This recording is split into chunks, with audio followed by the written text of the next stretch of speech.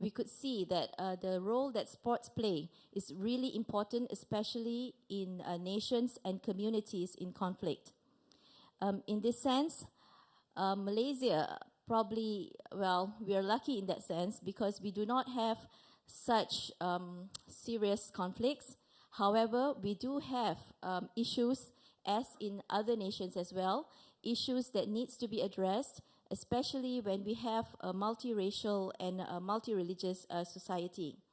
So that's why for today, we'd like to share our Malaysian experience with you so that we can see the best practices that we can take away from.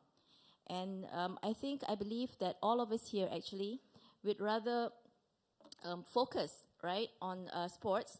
But for Team Malaysia, Mr. Kamarul and I, we are both from the Ministry of Youth and Sports. So for our sharing purposes, actually we are more focusing on the aspect of administrators.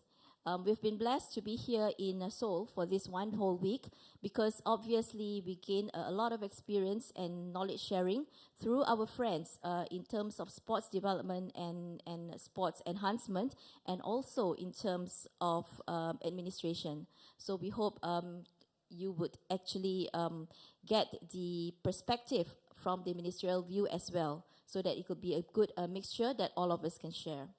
And through the population, we can see that the ethnic groups being the largest percentage ethnic group in Malaysia would be the Bumiputra, followed by the Chinese, Indians, and others.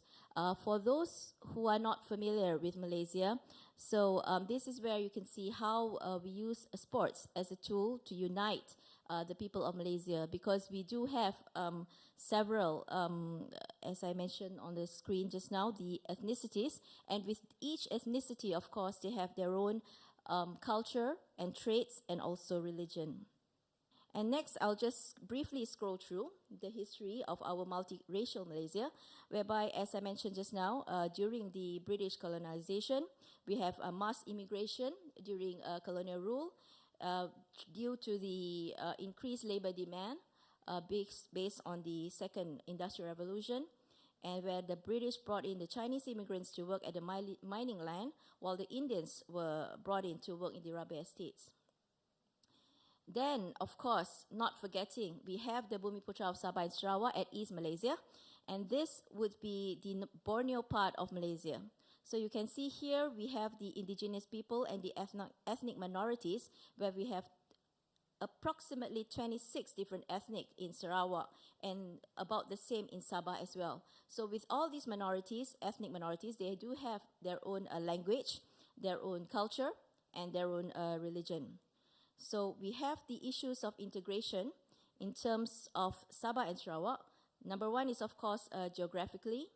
As the map shows, we are separated by the South China Sea.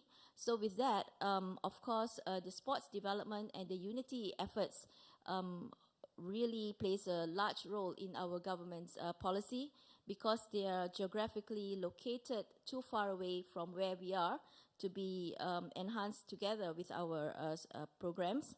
And in the other aspect, we also have socio-economic disparity in terms of income, education, and employment opportunities. Okay, but as I mentioned just now, all this, we can look at it positively or negatively. If we were to look at it negatively, we'd say that it's all the historical baggage that we are faced with. But I tend to look at it positively, so I would say that this is actually what made Malaysia unique.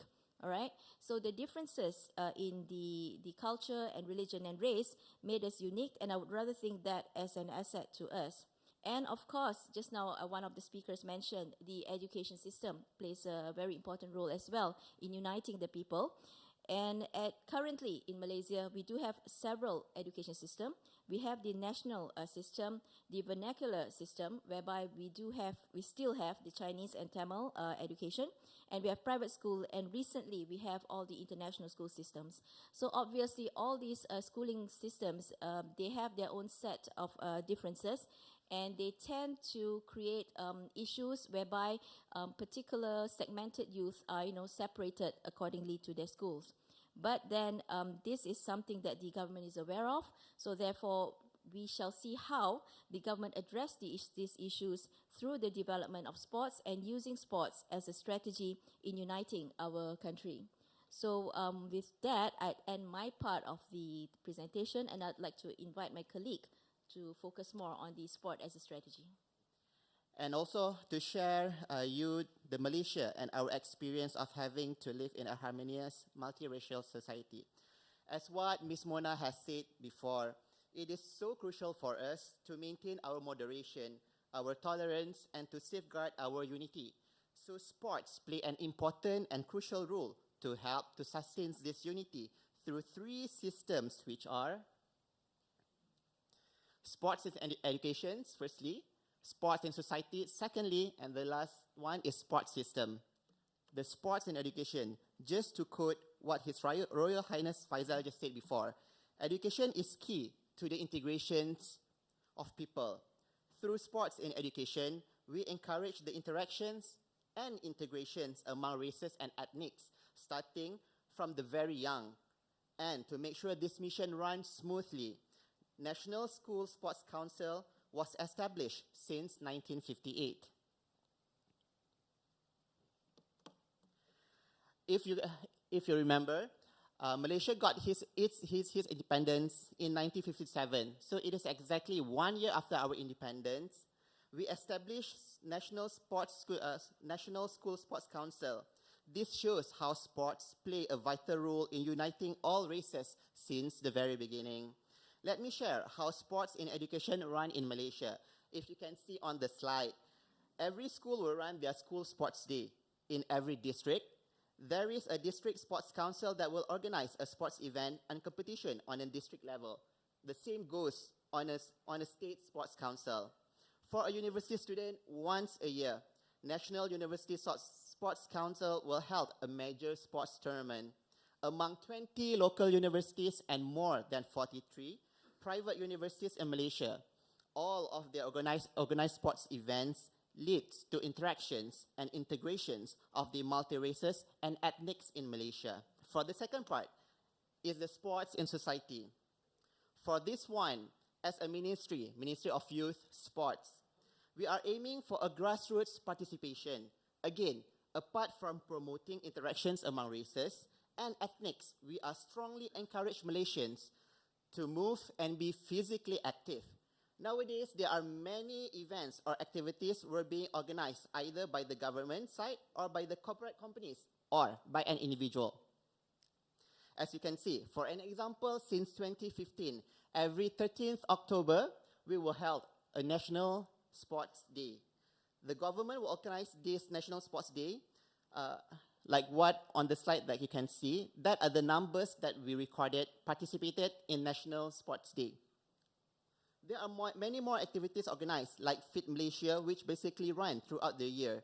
And many marathons are being organized throughout the year too. This leads to more interactions and integrations among the multiracial and ethnics in Malaysia. Let me share you one of the grassroots activities that happen, because football is the, like in any other countries, is the most loved sports. And it's easier to find kids and youth that play football. So we come up with a program named National Football Development Program, which to increase the quality of national football from the involvement of grassroots participation. This encompasses all races and ethnics in grassroots participations as well. As you can see, this starting from the school up to an academy that we built named Mukhtar Dahari Academy, just to train the athletes. Last but not least, we cannot forget high-performance athletes under the sports system. Why are we emphasizing so much on high-performance athletes? I think we all know, right? How we celebrate athletes' victory when they won a medal. Let's say gold medal in Olympic or winning a World Cup. It's not like Malaysia have won it before, but yes, I cross my fingers that one day it will happen. So this is what brings us together as one. Okay. Having to say that, I believe together we can achieve unity in diversity. With that, thank you.